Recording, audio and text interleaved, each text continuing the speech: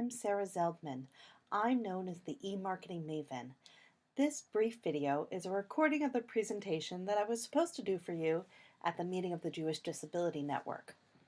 In terms of my background, I come from the world of online marketing where people are making a living and running companies completely virtually. But a lot of the same strategies that internet marketers use to sell digital products can help local businesses and professionals too. And I especially love to share these secrets with nonprofit organizations because to me, there's nothing better than using social media for social good. I've worked with many nonprofits, educating and empowering them to use social media to achieve their goals. Goals such as creating awareness of your cause or organization, starting and maintaining relationships with your supporters and advocates, promoting your services and events, encouraging donations, and fundraising online. But I'm guessing that for some of you, when you think about social media, it may make you feel a little bit like this lady, overwhelmed by all of the options. There's Facebook and Twitter and LinkedIn and YouTube and Pinterest and Google Plus, Instagram and Snapchat, and you don't know where to start or which one to really focus on. And in addition to the overwhelm about all the different kinds of sites, I know that many professionals are worried about the time it's going to take both to learn the new technology and the time it can take for you or your staff to actively use the social media sites on a regular basis. I mean, you don't want to end up like this guy, right? You've got a job to do and a life to live. But I know that it doesn't have to be that way.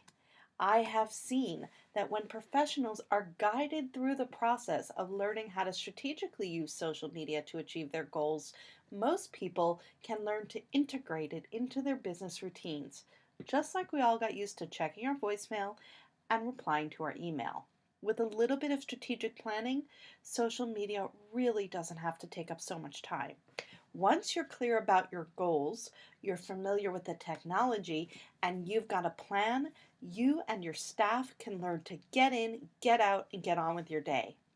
And it's really important to take the time to make a social media plan and integrate it into your routine, simply because this stuff works. I could show you charts and statistics that prove that it works to achieve all the goals I just spoke about, like creating awareness and building relationships, promoting your services and events, and raising money.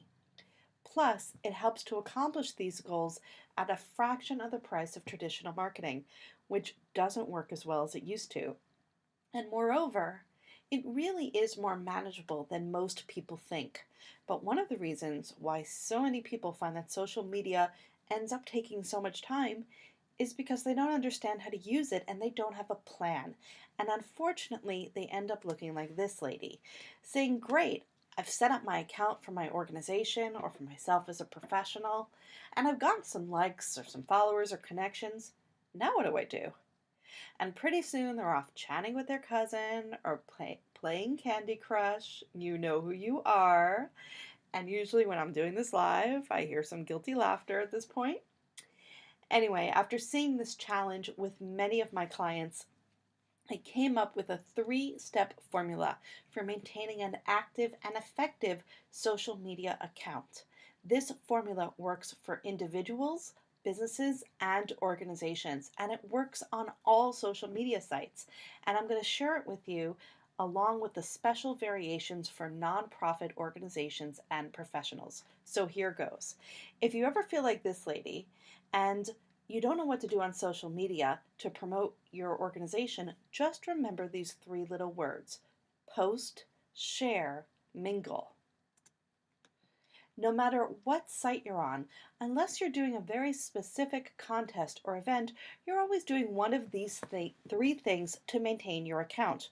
You're either posting your own original content, sharing other people's content, or mingling, starting and jumping into conversations.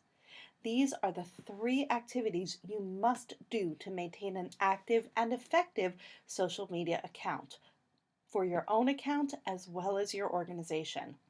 So today, to keep this presentation tight as I was asked to, we're going to mostly focus on the first step, posting your own content, because I find that for a lot of nonprofits, this is the first and arguably the biggest challenge.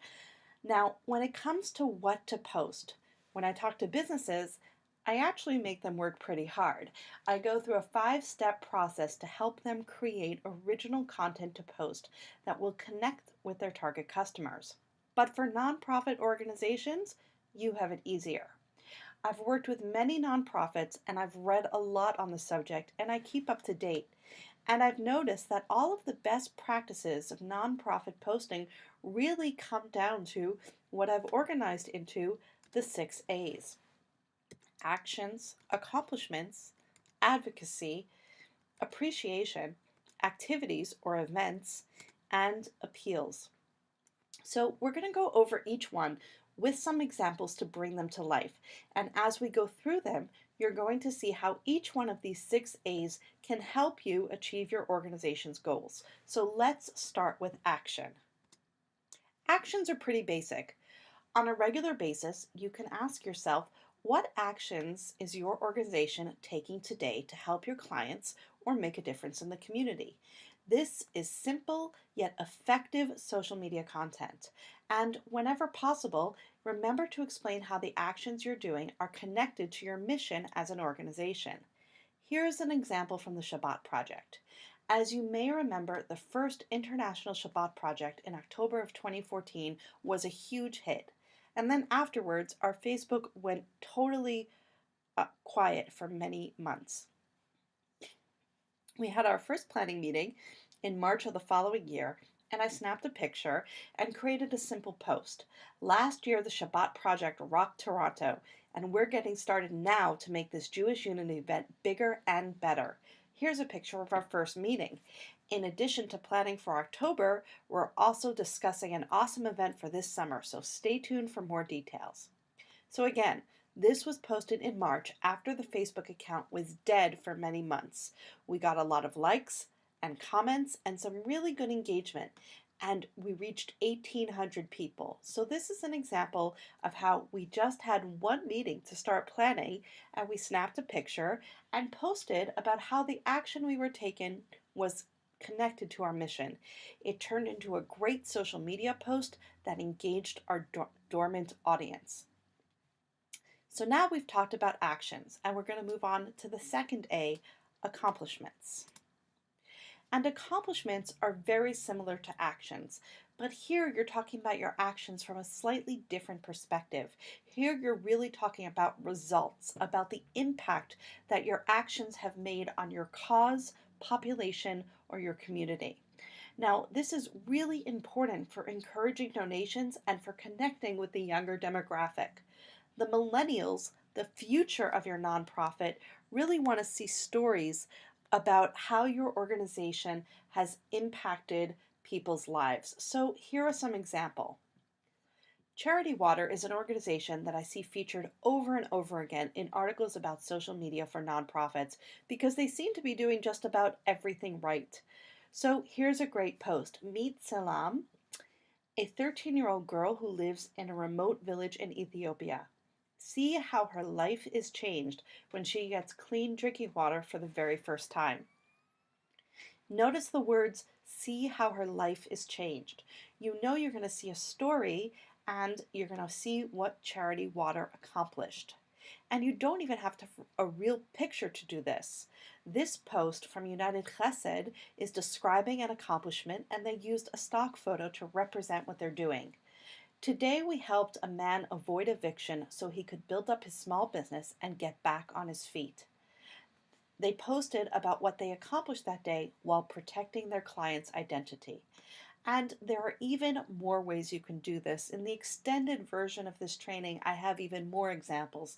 But for now, I think you can start to see how posting about your actions and accomplishments can create some great, simple social media content. Now, showcasing your organization's actions and accomplishments, that might seem a little obvious to you. Maybe it's something you're already doing. But a lot of organizations don't really use the next A's enough. Advocacy. Don't forget to advocate for the existence of your organization. Use statistics to show why your work is important and how it's connected to your mission. Clarify the problem you solve and do some myth busting. If there are myths out there, maybe you want to do a series of graphics that address those myths. Here are some examples.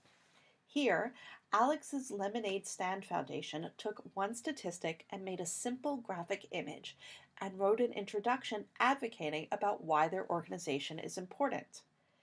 And here's another great way for you to advocate for your organization by using infographics to describe the problem or show the impact that your organization has had on the problem.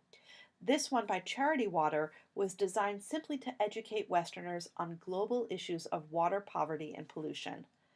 Remember, donors and millennials in particular love these kinds of statistics and infographics. So this is another way that you can add some fresh content into your social media mix and advocate for your organization at the same time. Next, we have appreciation. This is so important. You want to regularly, publicly thank your volunteers and donors by name, when you have their permission, of course. If they want to stay anonymous, you have to respect that. But when you have permission, and you can even tell them that if we can thank you publicly, it helps encourage more donations. When you do this, tag them when you can, when they're on the same social network. When I say tagging, what I mean is when you put their name or their name in their business in a way that it creates a link to their account or their page on that same social network. And this is the critical part. In addition to tagging them, explain exactly how their donation of time or money or supplies helped an individual or helped your organization accomplish its goals. Both studies and my own experience show that this process can lead to up to 40 more donations, and I'll tell you why. When you tag the donor, then the donor's friends and connections many more are going to see this appreciation post. And they get curious about what their friends are supporting, and they go to learn more, which increases awareness of your organization. And in addition to going to learn more, you will find that a certain percentage of them will make a donation as well. So if you're not doing appreciation posts yet, I really recommend you start including them in your post rotation. And I'm going to give you a few ideas on how to do that. So first we have a very simple example. Thanks for the generous support, Joe Smith. Now I'm even closer to reaching my goal, my $500 goal to help keep our beaches clean. The donor is tagged so that the donor and his friends will see it, and the goal is right there in the post so that the donor will know that he's making an impact and his friends will get curious about what he donated to. And here's another good appreciation post that I found. This week, our fridge is filled with a donation of hundreds of hot dogs waiting to be distributed to hungry Jews in the GTA. Thank you, Pearl's Fine Food, for your generous donation. Notice they didn't just say, hey, thanks for the food, Pearls, or thanks for the hot dogs.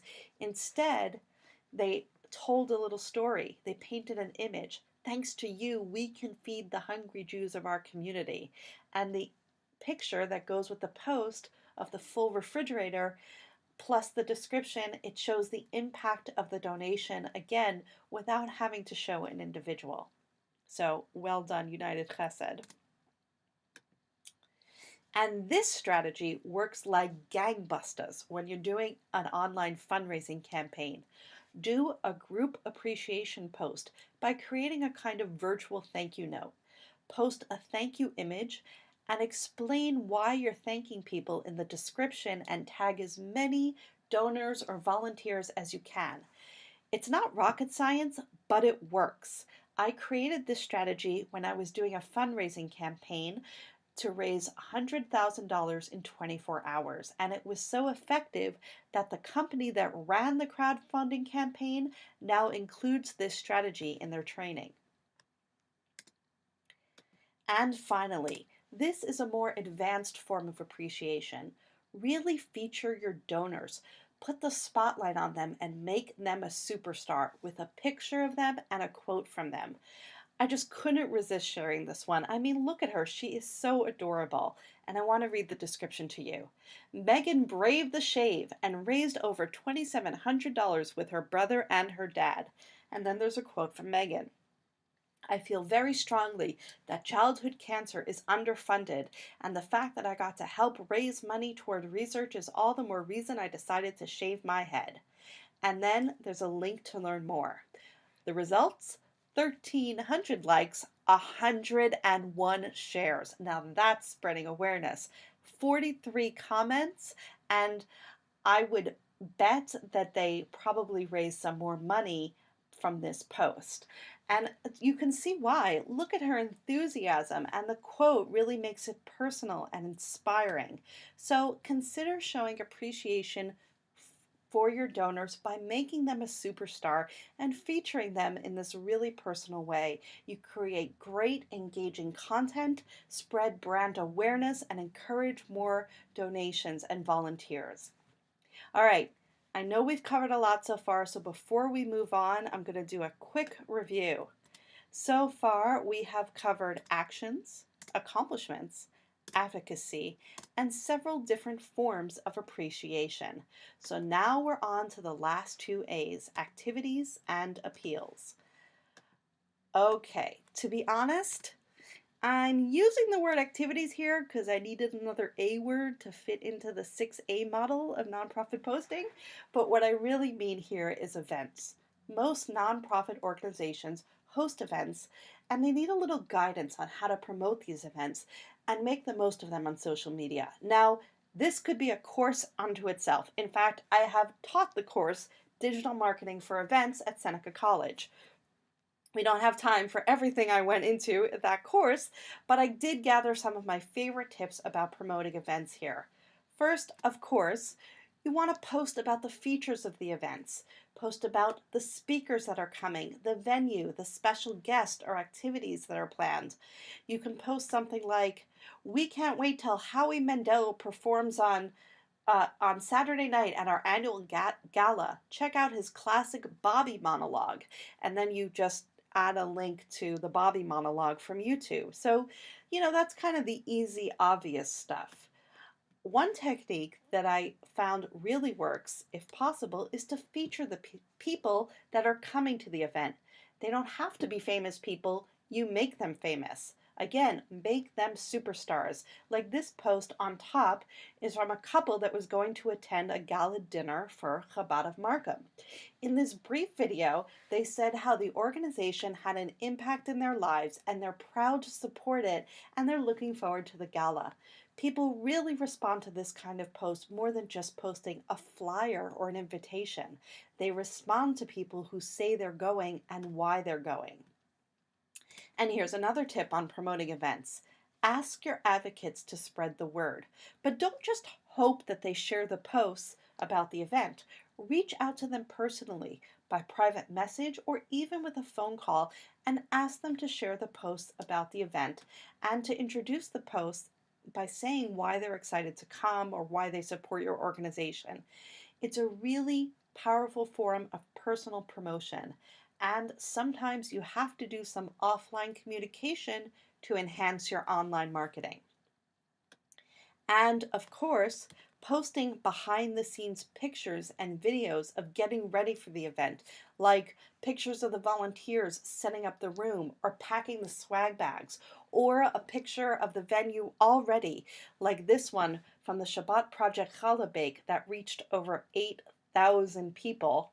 These really help build the buzz, especially when you can tag people in the pictures and videos. It just works. And appreciation works here too.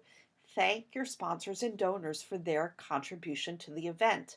I find that when you thank donors and sponsors as soon as they come on board and you get specific about what they donated, I'm not talking money, what if they donated a service or something, or bags or whatever, I find that it helps you get a lot more donors and sponsors because other business owners will see it and they want that recognition for their business as well, and it really can snowball in a really good way. And finally, remember to post a reminder the day before and the day of the event, like this one that I posted the day of the Shabbat Project Challah Bake. You'd be surprised, you often get several people at the last minute. Now, of course, there's a lot more to discuss with events, including how to use hashtags effectively, the pros and cons of Facebook event pages, live streaming, live tweeting, and much more. But these are my top simple tips to help you get more people to your events or activities. Now, on to the final A. But before we get to that, just one more note on strategy. Usually, when I'm helping businesses to create original content, I teach them the 80-20 rule of posting. 80% of what you post should be inspiring, educational, empowering, or entertaining to your target customer, rather than a hard sell or a direct appeal. So, the A's that we have covered so far, actions, accomplishments, advocacy, and appreciation, those are all part of the 80% of the posts that inspire, educate, empower, or entertain your target contacts. So, the final A of nonprofit posting, that's the 20%. Appeals. About 20% of your posts can be to ask for things that you need, like volunteers or donations, or purchasing a product that benefits your organization. And I recommend that you divide the 20% into two kinds of appeals: direct appeals and soft appeals. Direct appeals are pretty straightforward and self explanatory, but soft appeals are more subtle. Here are some examples. I love this great one from Charity Water. Know that every $30 you donate at charitywater.org/donate leads to a moment like this. This has to be one of the most beautiful soft appeals I've ever seen. I mean, it's a little subtle, but it makes you think, oh, it only takes $30 for a young woman to get clean water and a beautiful smile like that, and the link to donate is right there. I can just hear the clicking. And here's an appeal from Alex's Lemonade Stand Foundation, coupled with a video that tells the story of Taylor's journey and the research that Alex's Lemonade Stand Foundation funded. It tells the story of how the organization gave her the opportunity to study to become a pediatric oncology nurse. So remember to make those appeals, and remember to have a nice mix of direct appeals and soft appeals where you're showing an impact and telling a story. All right, we've covered a lot so far, so let's do one final complete review. Actions. What actions is your organization doing today to help your clients or make a difference in the community? Accomplishments, like actions, but from a different perspective, talking about results, about the impact that your actions have made on your cause, your population, or your community. Advocacy, use statistics to show why your work is important and how it's connected to your mission. Clarify the problem you solve and do some myth busting. Appreciation, publicly thank your volunteers and donors regularly and tag them when you have their permission, of course. And remember, explain exactly how their donation of time or money helped an individual or helped your organization accomplish its goals. Activities or events. I gave you several different tips on how to promote your events and appeals. Ask for what you need, like volunteers and donations, or purchasing a product that benefits your organization. Remember to have a nice mix of direct appeals and soft appeals.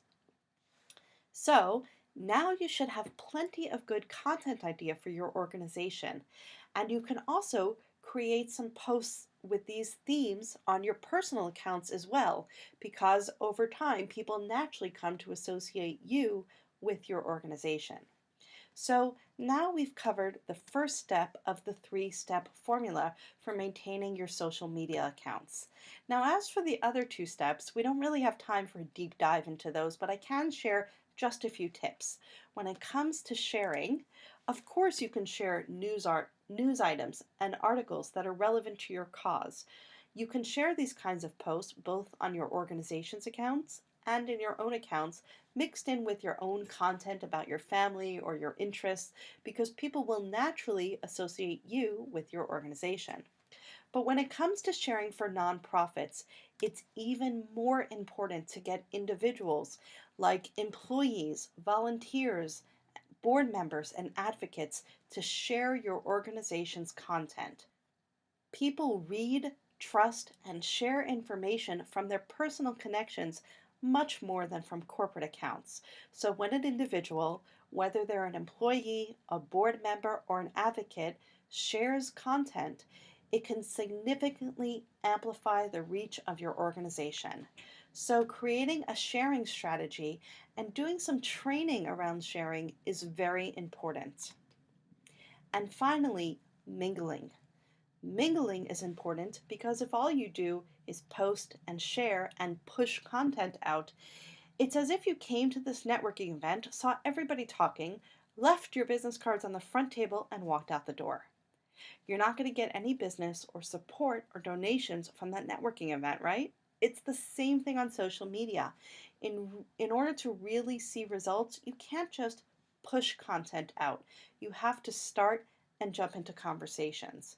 Now, there are many ways for organizations and individuals to do this, and the methods can really vary from site to site, and I really wish I had time to demonstrate some of them, but for now, suffice it to say that when you're creating your social media strategy, you want to be sure to include a mingling strategy for your organization and preferably at least one online representative of your organization because people can mingle in more ways than a corporate account. And so, while we didn't get a chance to go really deep on those last two steps, I hope by now a few light bulbs are going off for you. And in our very brief time in this video, you're starting to see how the three-step post, share, mingle formula can help you maintain an active and effective social media account and how it can help you achieve your goals of creating awareness for your cause or organization, starting and maintaining relationships with your supporters and advocates, promoting your services and events, encouraging donations, and fundraising online. Now, you may be wondering, wait a minute, isn't there more you can do on social media than just posting, sharing, and mingling? Yes, there are advanced strategies, such as contests and different kinds of ads and different kinds of campaigns, but those are the advanced strategies. The three-step post, share, mingle formula is the foundation. These are the minimal three activities you must do to maintain an active and effective social media account, both for your own accounts and for your organization. So if until now your social media strategy has looked like this, you know who you are, or if your organization has tried social media and you haven't gotten the results that you want, it would be my pleasure to help you further. I offer a complimentary 20-minute phone consultation to any organization that wants to explore working together. In that call, I'll get to know your nonprofit and its goals and discuss how I might be of service. I offer strategic analysis and planning, hands-on training, ongoing consulting, and more. And depending on the size of your organization and a few other factors, I can help you, as I've helped other businesses and organizations, to get government funding to cover anywhere from 60 to 80% of the cost of training. And if that interests you, we can talk about that in your complimentary phone consultation.